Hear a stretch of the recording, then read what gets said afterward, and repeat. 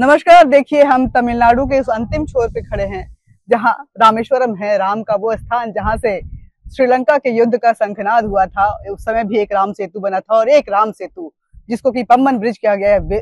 इस आधुनिक युग का तकनीकी का एक बेहतरीन जो उदाहरण कह सकते हैं वो ये ब्रिज है। हमसे बात करने के लिए रेलवे मंत्रालय के प्रवक्ता देव कुमार जी हैं। सर, एक तो सबसे पहला सवाल कि रामनवमी के दिन ही इसके उद्घाटन का दिन क्यों चूज किया आप लोगों ने? देखिए, रामनवमी एक पवित्र दिन है।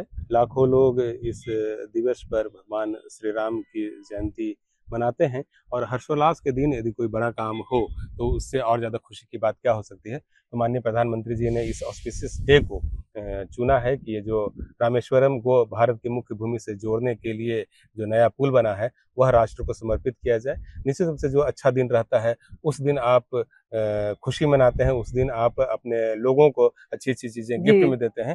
तो यह जो पुल है वह माननीय प्रधानमंत्री जी की ओर से देश को एक सौगात होगी, देश को एक गिफ्ट के रूप में होगा। तो इसीलिए रामनवमी के दिन ये देश को सौगात है। प्रधानमंत्री नरेंद्र मोदी इस ब्रिज को सुचारू रूप से चलने के लिए देश को समर्पित करेंगे। सर, इस ब्रिज की खासियत जानना चाहेंगे क्योंकि पुराना ब्रिज भी था, ये ब्रिज भी है।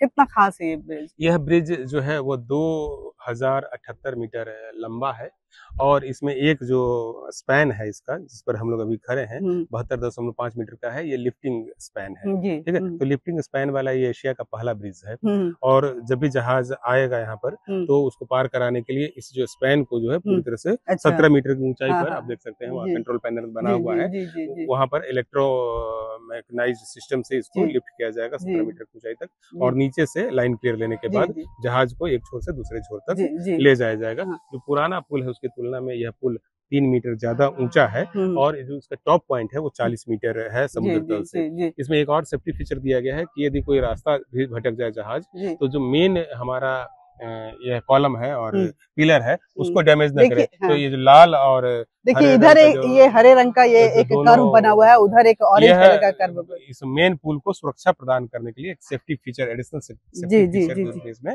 डाला गया है, ठीक है। तो इसके अलावा भी इस पुल के कई दूसरे सेफ्टी फीचर्स हैं और यह पुल जो है अपने आप में इंजीनियरिंग का एक नायाब नमूना है, एक अच्छा उदाहरण है कि किस तरह से भारत की जो तकनीकी दक्षता है वह दिनों दिन बेहतर हो रही है, दिनों दिन बढ़िया इम्प्रूव कर रहा है, ताकि हम बड़े से बड़ी चुनौतियों का सामना करते हुए बड़े से बड़े निर्माण कार्य को जो है वह कम समय में संपादित कर सके। देखिए, आने वाले समय में हम देखें तो पिछले कुछ सालों से रेलवे की उपलब्धियां जो हैं वो लगातार बढ़ी हैं। रेलवे की उन्हीं उपलब्धियों में से एक ये भी उपलब्धि है जहां जल मार्ग पे इतना आधुनिकता और तकनीकी का समावेश जो है आपको देखने को मिल रहा है। जय हिंद।